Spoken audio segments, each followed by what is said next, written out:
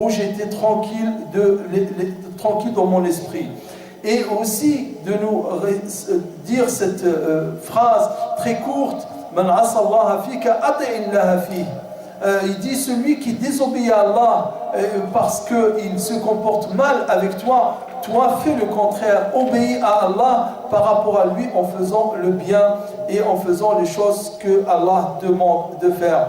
Le pardon du prophète sallallahu alayhi wa sallam et sa magnanimité et des shirks que tout à l'heure je réfléchissais sur les sujets que je pouvais traiter. Il y avait aussi ce sujet-là, le pardon du prophète sallallahu alayhi wa sallam et sa magnanimité, comment il était alayhi salatu wa sallam. Et ça, il y a des leçons à tirer. Il y a Surat al-Asr qui nous parle de cela, comment les gens doivent être endurants les uns les autres cette foi, et aussi le danger de s'éloigner des savants. Voilà les sujets qui ont été évoqués, et tout cela malheureusement se retrouve encore dans le sujet que nous traitons actuellement, car il y a encore d'autres textes qui sont très très nombreux dans lesquels Allah Ta'ala nous met en garde et nous attire notre attention, il nous avertit de façon solennelle qu'on doit réaliser l'unité et qu'on doit s'éloigner obligatoirement de tout ce qui nous dévise. Unissez-vous et soyez tous agrippés à l'anse d'Allah, et attention aux choses qui vous divisent et aux choses qui vous séparent les uns des autres. Et évitez aussi, Allah dit dans un autre verset, ne discordez pas les uns avec les autres, ce qui va vous affaiblir et qui va faire que votre force disparaisse. Et aussi le verset dans lequel Allah il dit ceux qui ont divisé leur religion, ils se sont retrouvés en fractions, que tu ne fais pas partie de ces gens-là. Donc tous ceux qui œuvrent à la division, à la discorde et les divergences entre les musulmans, cela ne suit pas la voie d'Allah Ta'ala. Et vous voyez bien, dit-il, le Cheikh, comment la situation de la communauté de la Ummah nous semble en nombre plus d'1 milliard de musulmans. Malheureusement, le poids de cette communauté est très faible. Pourquoi? Parce qu'il n'y a pas cette unité, il n'y a pas cette fraternité. Et c'est pour ça que chacun, à son niveau, à titre individuel, il doit agir à consolider et à fortifier tous les actes et toutes les paroles qui sont de nature à réaliser cette concorde et cet amour, et à s'éloigner et à faire attention à toute parole et tout acte qui est de nature à nous diviser. Mais quelqu'un, et parce que aussi il faut savoir qu'aujourd'hui, dans la société d'aujourd'hui et dans le monde dans lequel nous vivons, ne sont respectés que ceux qui sont forts. Et pour qu'on soit respecté, que ce soit à titre individuel ou à titre collectif, il faut réaliser cette force entre nous. Parce que les gens, ils n'agissent pas comme si ils savent que demain, auprès d'Allah Ta'ala, ils seront jugés, Allah leur demandera des comptes pour ce qu'ils font, etc. Ils agissent seulement selon leurs intérêts.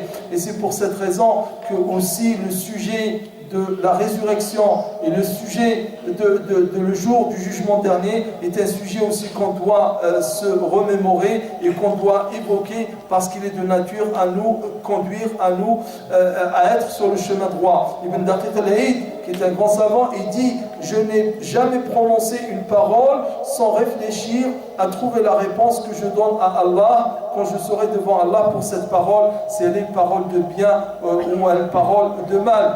Donc réfléchir à ce qu'on dit et réfléchir à ce qu'on fait. Et supposons maintenant qu'on a compris tous ces textes qui parlent de l'amour, qui parlent des vertus de l'amour, qui parlent de l'obligation de l'amour et qui parlent des dangers de la division et de la dissension, alors il se peut aussi qu'on les a compris et on les a réalisés, mais un différend ou une division arrive. Et ça, c'est quelque chose qui peut arriver. On ne doit pas renoncer et se résoudre à accepter cette situation et à s'accommoder à cette division, mais on doit la résoudre et on doit lui trouver la solution. Et cette solution dont nous parle Allah subhanahu wa ta'ala, فَأَصْلِحُوا بَيْنَهُمْ.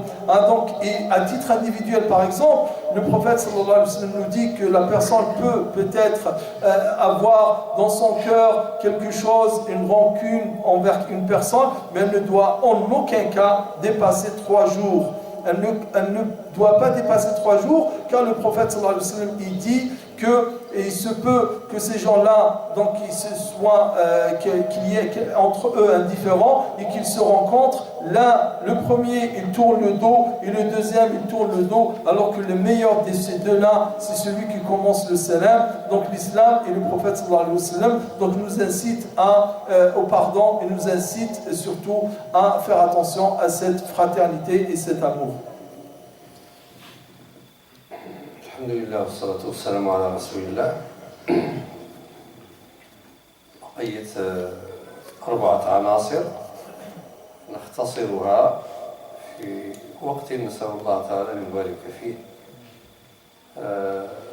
من الأمور التي ينبغي أن نلاحظها وأن لا نغيبها وأن نستحضرها باستمرار هو الابتعاد عن كل ما من شأنه أن يكون سببا في إفساد المحبة بيننا أو في خلق عداوة وحقد وغل بيننا، وكل ما من شأنه أن يفرق شملنا. وتعلمون أن الأعمال لها مراتب، أعمال فاضلة، أعمال مفضولة، أعمال واجبة، أعمال مستحبة، سنة، سواء على المصطلح الفقهي أو مصطلح الأصولي أو مصطلح المحدثين.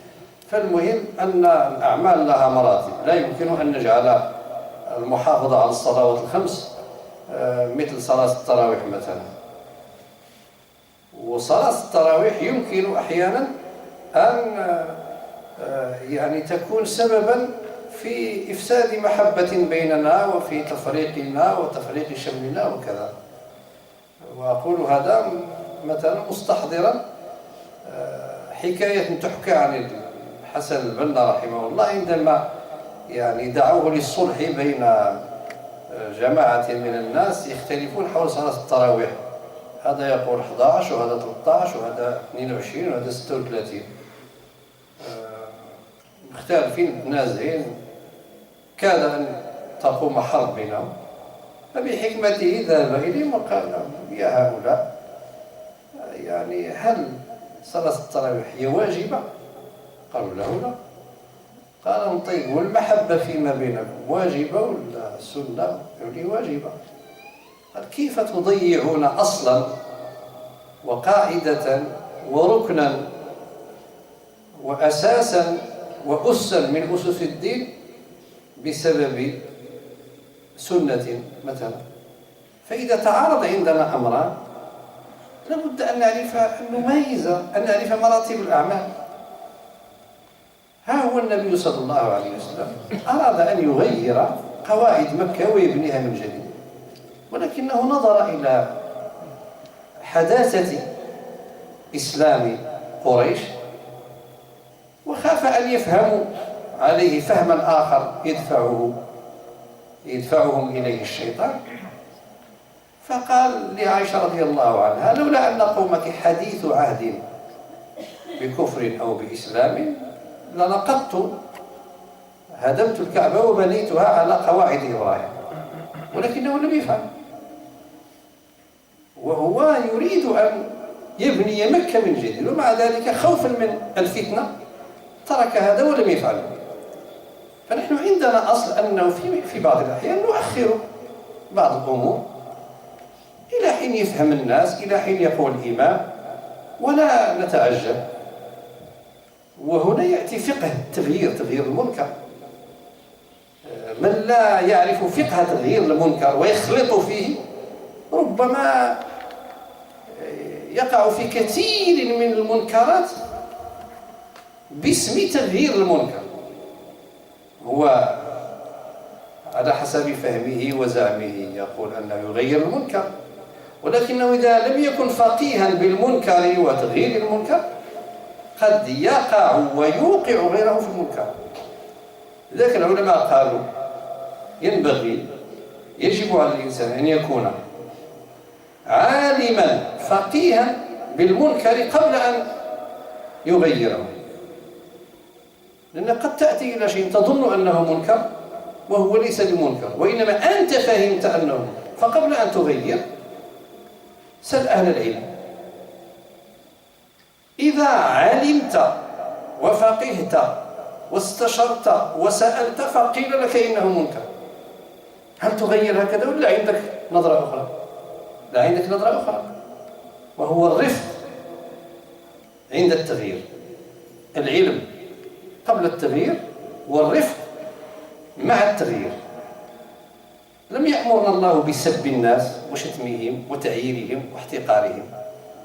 هناك من لا يعرف تغيير المنكر بالرفق، لا يعرف أن الإنسان خالف إذا نسبه نشتمه نعيره نستهزئ به نحتقره نجهله نبدعه نفسقه. ليش؟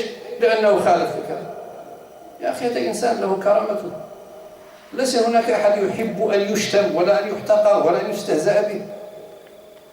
فلذلك إذا لم يسمع منك وإن قلت له الحق فهو معذور، لأنك سببته وشممته وحطمته واحتقرته، والله ما أمرك بها. الله أرسل يعني موسى وهارون إلى فرعون قال لهم وقولا له قولا لينا واضحا، ماشي قولا خشنا عنيفا سبا شتما. وهذا قال أنا ربكم الأعلى، فرعون قال أنا ربكم الأعلى، وقال لقومه ما علمت لكم من إله غيري، ومع ذلك أرحم الراحمين يرسل إليه نبيين كريمين ويقول لهما قولا له قولا لينا.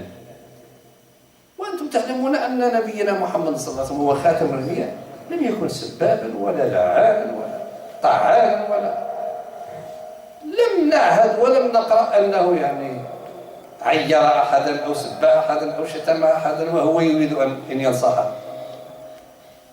هذا هو نبينا محمد صلى الله عليه وسلم، ونحن ندعي أننا من أتباع محمد صلى الله عليه وسلم. ثم الصبر، تغيير المنكر فيه علم قبل التغيير، علم وفقه، ثم رفق مع التغيير، ثم الصبر بعد التغيير. لأنك قد تغير وقد تفاجأ بشخص يشتمك يضربك يعتدي عليك، فلا بد من الصبر بحيث يكون دائما ديدنك أنك تغير المنكر وإن حدث لك ما حدث، وإن ضربت وإن سجنت وإن سبك أحد وإن يقع ما يقع. المهم أن يكون هذا المنكر منكرا، وأن تغير المنكر بالمعروف ولا تغير المنكر بمنكر، وأن لا يكون هذا تغيير هذا المنكر يؤدي إلى منكر آخر أكبر منه.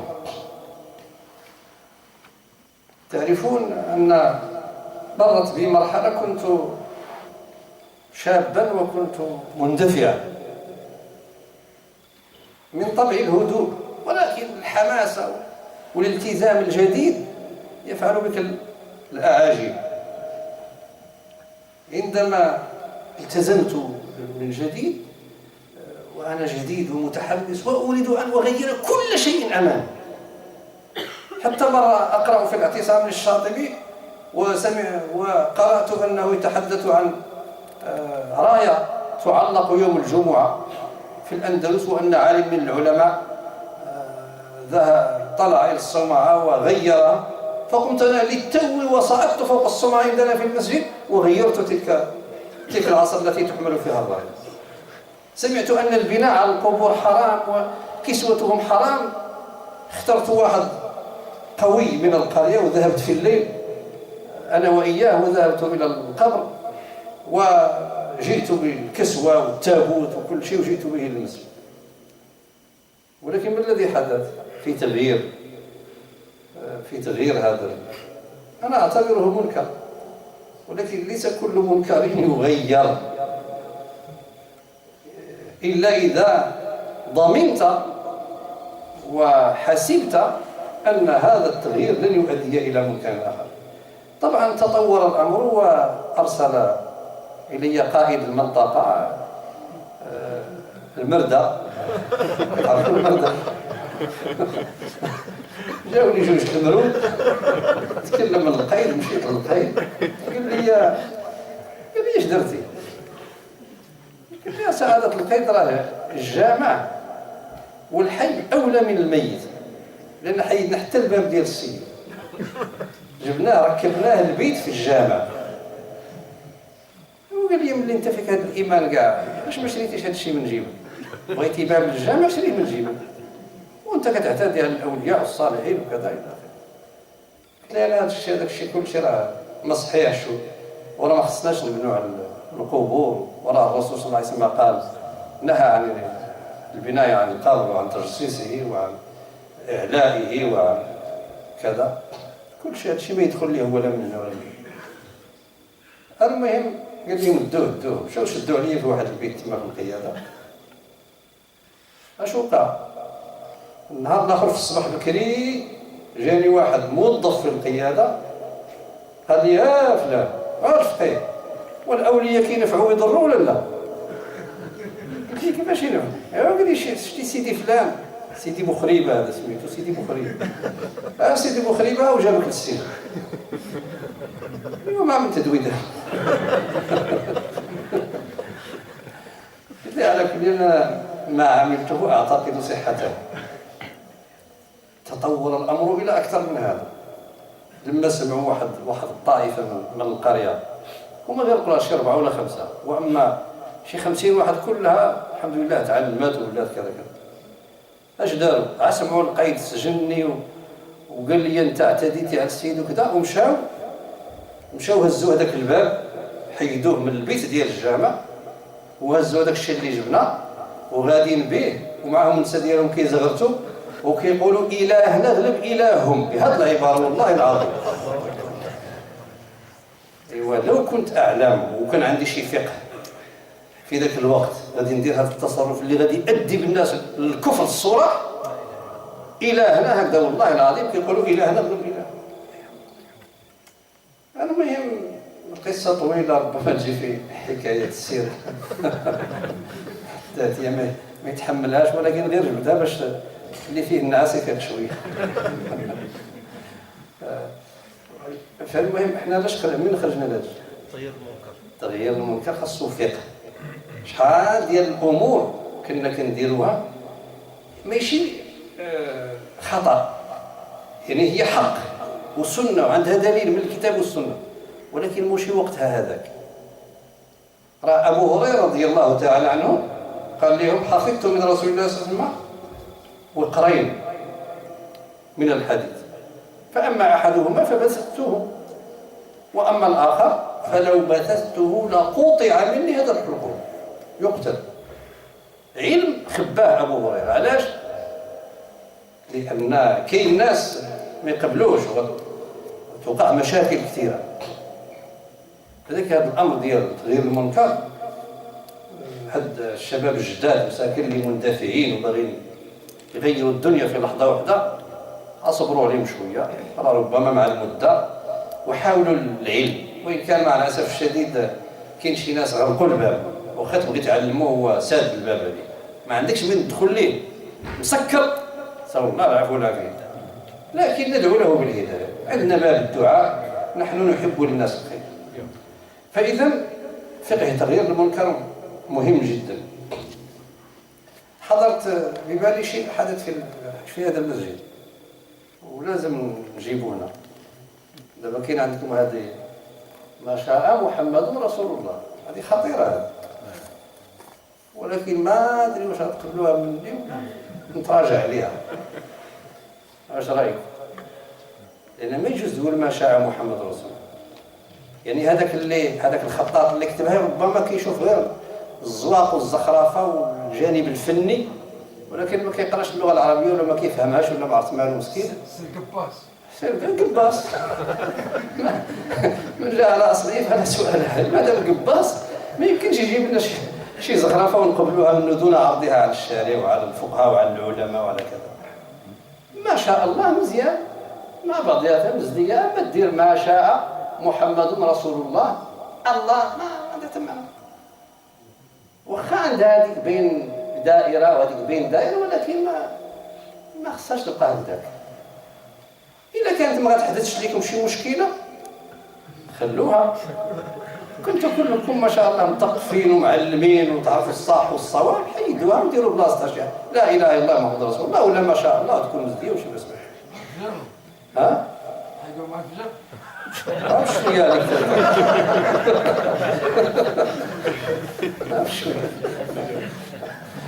الحمد لله لما خرجنا سالمين. ما تعرف اش عيب. راه قال لك اللي عبد الحنش كيخاف من الحنش. على كل احنا كنتكلموا الحمد لله مع ناس مثقفين ومتعلمين وفاهمين وكيسمعوا العلماء وكيسمعوا الفقهاء، ونطلبوا الله سبحانه وتعالى يعلمنا ما ينفعنا. كذلك العمل بكل شيء يقوي المحبة، أي شيء يقوي المحبة، ومنه الهدية والمساعدة والكلمة الطيبة وتبسمك في وجه أخيك صدقة، يعني هكذا. كذلك من الأشياء التي نصت عليها النصوص في هذا الباب أن الذي رفض الصلح، لأن الصلح هو الذي يضمن لنا بقاء المحبة، فسدت العلاقة بين شخصين أو بين جماعتين أو بين طائفتين نصلح. لكن لو أن شخصا رفض الصلح، والله تعالى يقول الصلح خير، يقول النبي صلى الله عليه وسلم تعرض الأعمال تعرض على الله كل يوم اثنين وخميس، فيغفر لكل امرئ لا يشرك بالله شيئا إلا رجلا بينهما شحناء خاصمين، فيقال انظرا هذين حتى يصطلحا، انظرا هذين حتى يصطلحا، انظرا هذين حتى يصطلحا. إذن الخصومة تكون سببا في حرمان العبد المسلم من المغفرة. فماذا أريد؟ هذا القلب اللي هو حاكم عليا، ولا هذا النفس، ولا هذا المرض، ولا هذا الشيطان اللي ضاغط علي حتى يحرمني من المغفرة باسم، ربما باسم العزة والكرامة والنفس، وما يحقرونيش وما يضحكش عليا وما يلعبش عليا، داك الشيء كلشي لا نلتفت إليه. أخيرا الرسول صلى الله عليه وسلم شهد بالجنة لرجل كان لا ينام وفي قلبه حقد على أحد، وهذه تبين لنا قيمة سلامة القلب من الحقد على الناس. القصة مشهورة أن عبد الله بن عمرو بن العاص روى هذا الحديث، أو هو نفسه الذي وقعت له القصة، أنه الرسول صلى الله عليه وسلم جالس والصحابة معه، وإذا به يقول للصحابة، الرسول يقول للصحابة سيدخل عليكم الآن رجل من أهل الجنة. فدخل الرجل جلس، التفتوا إليه عرفوه. في اليوم الثاني قال سيدخل عليكم رجل من أهل الجنة. بعض الروايات اليوم الثالث، وبعض الروايات فيها غير اليوم الأول مما عرفه الصحابة. فقام رجل من الأذكياء ومن التجار الذين يحرصون على الخير فاتبعه وعمل معه حيلة شرعية، وقال له حلفت أو وقع بيني وبين أبي شيء، حلفت أن لا أدخل، أو حلف علي أبي أن لا أدخل بيته. المهم شي حاجة من هذا النوع منعته من الجلوس مع أبي. والآن جيت عندك أجلس معك 3 أيام. يعني هو مستند على الضيافة 3 أيام. فتفضل جلس معه، وهو ما جاء إلا ليراقبه، فكان يراقبه في النهار وفي الليل. هو حتى في الليل كيبقى يتحسس، واش كيقوم الليل، واش كذا واش كذا. وهذه القصة ذكرتني بقصة وقعت لي. أنا ذكرت لكم أني كنت في وقت من الأوقات في الشاون، وكان معي شاب اسمه عبد العزيز الإسماعيلي من الراشدية من قرية السيفة، وحكى لي قصة. أنتم تسمعون الشيخ عبد الله بن المدني؟ اللي ما يعرفوش خصو يعرفوا، لأن معرفة العلماء راه مهمة جدا. هذا الشيخ عبد العزيز الإسماعيلي الرجل الطيب الصالح القارئ، لا نزكي على الله، يقول لي بأنه كان لا يعترف بأي أحد من العلماء لا يقوم الليل. هذا تاه في بداية أمره، هكذا كان. الشباب تأتيهم أفكار وفهوم راه قلت للاخوان اليوم كاين شي ناس قالوا اللي ما مشاش لافغانستان ماشي عالي، كيجيبوا شي حاجه ما عرفنا كيجيبوها ويسمعوها ويديروا بها. يعني بحال افغانستان كينزل فيها الوحي ولا ما عرفتش داك الشيء. من قال بهذا؟ من اين لنا ان نقول هذا؟ فهو كان مسكين عنده هذه النظره ان اللي ما يقوم الليل ماشي عالم. سمع بان السي عبد الله بن المدني عالم، قال غادي نمشي عنده نجرب، ومشى وبات معاه. ايوا في الليل جالس حساس واش السي عبد الله بن المدني راه يتحرك يتوضا ويسخن البوطه وتبقى شي حركه تما ولا غيبقى حتى الرجال.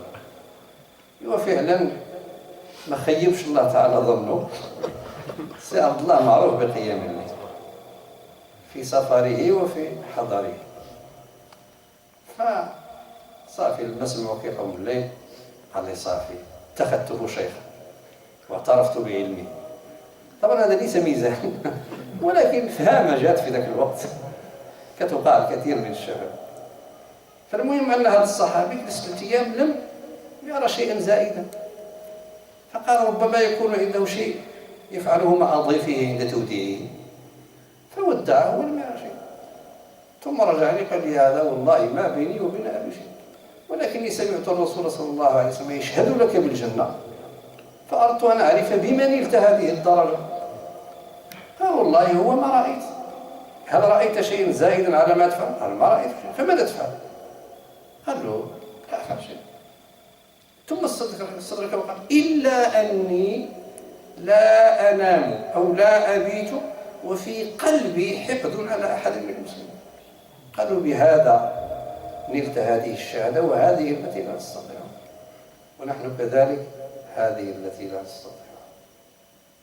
يمكن واحد يقول سهله، يخرج ليه ما يلقاش صباطه يغضب على الجامع كله.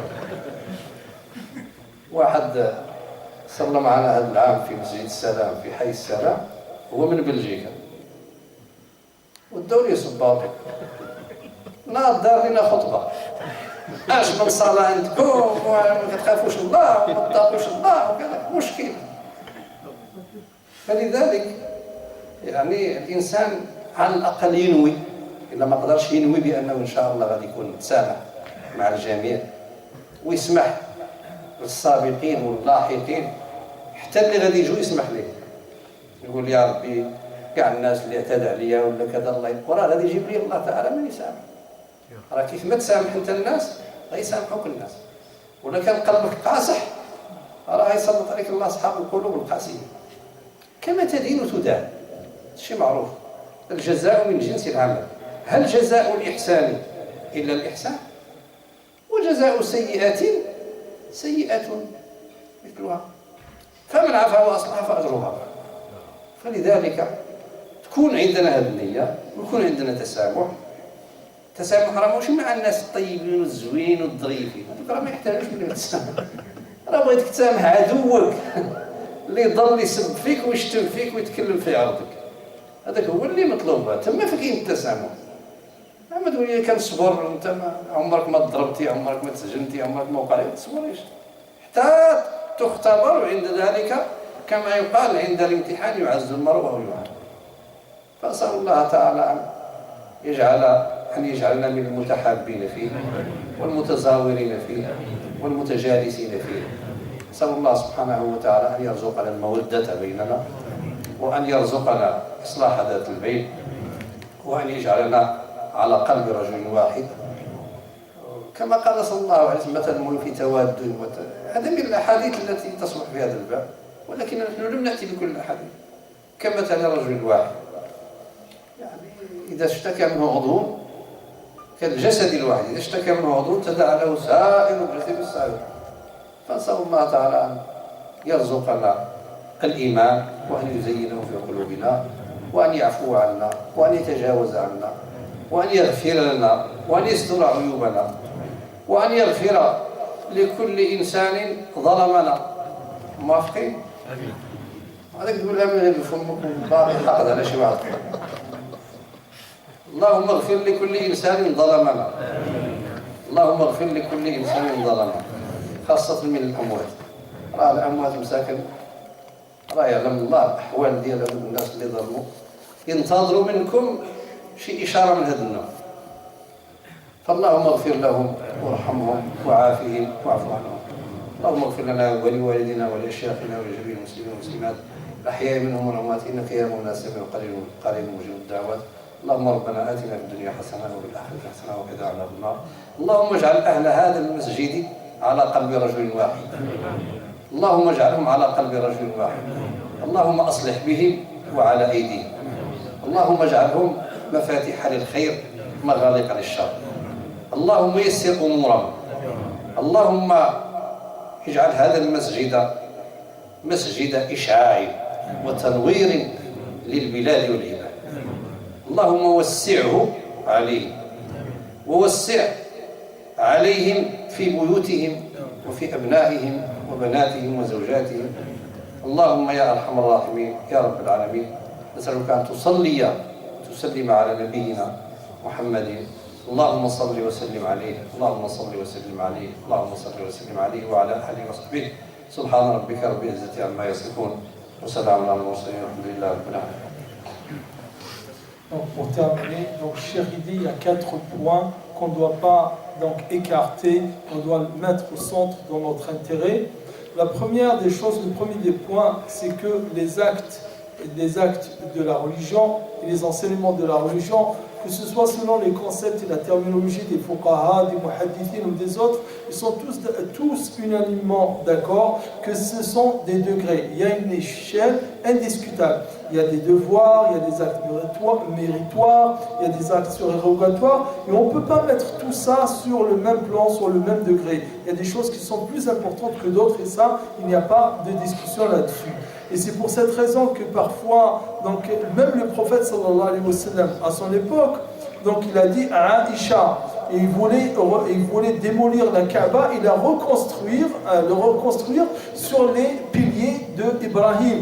Il dit à Aïcha, si les gens de ta communauté là ne sont pas fraîchement convertis à l'islam, j'aurais démoli la Kaaba et la reconstruire sur les piliers de Ibrahim. Donc le prophète sallallahu alayhi wa sallam n'a pas fait cet acte alors que c'est un acte louable parce qu'il pouvait induire et engendrer de l'incompréhension auprès de ces gens-là qui étaient fraîchement convertis. Donc c'est quelque chose, un bien, si un bien peut conduire à un mal, disons plutôt, si en voulant faire du bien, ça conduit à un mal, il vaut mieux ne pas le faire. Comme par exemple cette histoire qui est arrivée à Hassan al-Banna, donc où les gens, il y avait un problème entre eux sur le nombre de rak'at pour Tarawih. Et ça a failli dégénérer en des empoignades entre ces gens. Ils l'ont ramené, il leur a dit, attendez, le point sur lequel il y a divergence, est-ce que c'est un acte obligatoire ou c'est pas un acte obligatoire? Ils ont dit tous, on est d'accord, c'est pas obligatoire. Il a dit, et l'amour et le respect que les uns vous devez aux autres, c'est obligatoire ou non? Et ils ont dit, oui, c'est obligatoire. Donc il leur a dit, comment vous voulez sacrifier quelque chose d'obligatoire pour quelque chose qui n'est pas obligatoire? Et donc il y a d'autres façons de régler le problème. Donc ce qu'on appelle fiqh tariyya al-munkar, à la compréhension, à la jurisprudence de l'action de changement de ce qui est détestable, elle a des règles. Et la première chose, c'est l'ilm, c'est la science avant toute action de changement. Et après la douceur dans le changement. Donc science avant tout changement, et la douceur et la sagesse dans le changement. Cette personne, une personne, c'est-à-dire soit elle a un amour propre, elle a une dignité, elle a un respect de soi. Quand quelqu'un vient se présenter à lui et pour lui dire, écoute, pourquoi tu fais pas ceci ou pourquoi tu fais cela, même si ce qu'il lui dit est vrai, même ce qu'il lui dit est juste, cette personne risque de ne pas l'accepter, et si elle ne l'accepte pas, elle est pardonnée et elle est excusée. Pourquoi? Parce qu'elle n'a pas accepté l'enseignement et la remarque qui lui a été faite, parce que la personne qui l'a faite, elle l'a blessé, elle l'a humilié. Donc il faut faire attention qu'on ne change pas le mal par le mal. Et on ne change pas le mal par un mal pire encore. Mais il faut qu'il soit changé par le bien. Et le shir de raconter l'histoire qui lui est arrivée quand il était jeune. Il a été encore dans l'âge où il avait une foi, il avait la vigueur, il avait un peu de la dureté dans sa foi, etc. Et dans la société et la ville où il habitait, il y avait un mausolée. Un mausolée, donc un maqam que les gens venaient visiter, faisaient des offrandes, etc. Et on sait bien que c'est contraire à la sunna, voire même les gens font des actes de shirk. Il a dit qu'est-ce qu'il a fait. Donc il est allé, il a pris l'étoffe qui couvrait la tombe, il l'a ramené dans la mosquée, il est même reparti une autre fois tôt le matin avant le fajr, il a arraché la porte, il s'est dit que la mosquée manque de porte, alors que ce mausolée-là lui a fait une belle porte, il a pris cette porte, il l'a arrachée. Et donc ils faisaient des choses de ce genre. Et donc ils ont appris donc la nouvelle est arrivée aux oreilles des autorités et on lui a envoyé des gendarmes donc pour le chercher. On l'a emmené au poste. On lui a dit, bon, c'est toi qui as fait ça et ça. Il a dit, bien sûr. Comment ça, la mosquée, qui est la maison d'Allah, manque de portes et manque de choses. Et eux, ils mettent ça dans un mausolée où on ne sait même pas qui est la personne qui est enterrée dedans, etc. Il lui a dit, bon, toi, tu as un peu un excès de foi. Viens. Ils l'ont emmené dans la cellule et donc ils l'ont arrêté. Et là, donc il raconte des choses que ça a engendré en fait, c'est ça la moralité de l'histoire. Le gendarme le lendemain, donc après qu'il a passé une nuit, il lui dit alors, il lui dit ça va, tu te sens bien, voilà, regarde ce que tu as fait, c'est Sidi Foulel qui t'a ramené ici. Donc voilà, Sidi Foulel, c'est lui qui est la cause de ta présence ici, le fait que tu as passé cette nuit à la cellule. Et pire que ça encore est arrivé, c'est que les gens, quand ils ont entendu, ils ont appris qu'il était arrêté depuis 3 jours à la gendarmerie, ça les a encouragés. Ils sont allés à cette porte-là, ils l'ont arrachée de la mosquée, ils l'ont prise, ils ont fait carrément une procession. Et une procession, ils criaient, ils clamaient Ilahuna Ghalaba Ilahum, notre Dieu a vaincu leur Dieu. C'est-à-dire que carrément shirk, c'est-à-dire leur Dieu à eux, c'est le monsieur qui est dans le mausolée, et le Dieu à lui, il dit, regardez, c'est-à-dire comment par manque de science et par manque de sagesse, certains veulent faire du bien alors qu'ils font pire que le mal, qu'ils veulent changer. Donc il d'insister sur l'enseignement et l'importance de l'enseignement, et que ça c'est le premier point. Donc l'enseignement, que Tahir al-Munkar soit fait par l'enseignement. Bien entendu, il a cité cet exemple, il a dit je ne sais pas, moi je le dis, après c'est aux gens de voir. Donc c'est vrai que le dessinateur ou l'artiste, il n'a pas fait attention, il a vu plutôt le côté esthétique. Le côté esthétique et artistique, on voit bien qu'il y a Allahu Akbar, Masha'Allah, c'est les rangs, le petit rang se suivent et les grands rangs ou les grands espaces se suivent. Mais ce n'est pas le cas, c'est-à-dire que normalement quand ça touche des choses qui concernent Allah, qui concernent le messager d'Allah, on doit faire attention. Que ce n'est pas parce que esthétiquement c'est beau que ça doit aussi. Il dit donc si c'était possible, donc sans tomber dans l'excès, que lui, donc il faut que ce soit les responsables, s'ils veulent bien changer, mettre quelque chose d'autre à la place de Macha, ou de le changer de sorte que ça n'induit pas à cette expression-là. Donc le fait et la moralité, c'est que par contre, on doit œuvrer pour tout ce qui fortifie l'amour entre nous et la concorde et la fraternité entre nous. La belle expression, la belle parole, le sourire, s'offrir des cadeaux mutuellement, se faire salam les uns aux autres, ça donc c'est le premier point. Donc c'est le deuxième point plutôt. L'autre point, c'est le cœur. Et le cœur est là, il nous cite des hadiths authentiques du prophète sallallahu alayhi wa sallam, comme le hadith dans lequel le prophète il dit chaque lundi et chaque jeudi de toutes les semaines, les actes faits par les musulmans montent au ciel et les anges les présentent à Allah. Et Allah pardonne à toute personne qui ne fait pas, qui n'associe rien à Allah, excepté une personne qui a dans son cœur de la rancune envers un autre croyant, envers un autre musulman. Allah il dit laissez-le, ne lui pardonnez pas jusqu'à ce qu'il chasse de son cœur toute trace de haine et de rancune envers les autres. Et aussi cette histoire célèbre, quand le prophète sallallahu alayhi wa sallam leur a dit, maintenant, il y a un qui va rentrer dans la mosquée, et c'est ce quelqu'un-là, et Allah lui a promis le paradis. Les sahaba, ils ont vu quelqu'un rentrer, et un des gens qui était assis, il s'est dit, tiens, lui, il est vivant, il est comme nous, et pourtant le prophète sallallahu alayhi wa sallam nous informe qu'Allah lui a promis le paradis. Qu'est-ce qu'il fait de particulier pour mériter le paradis?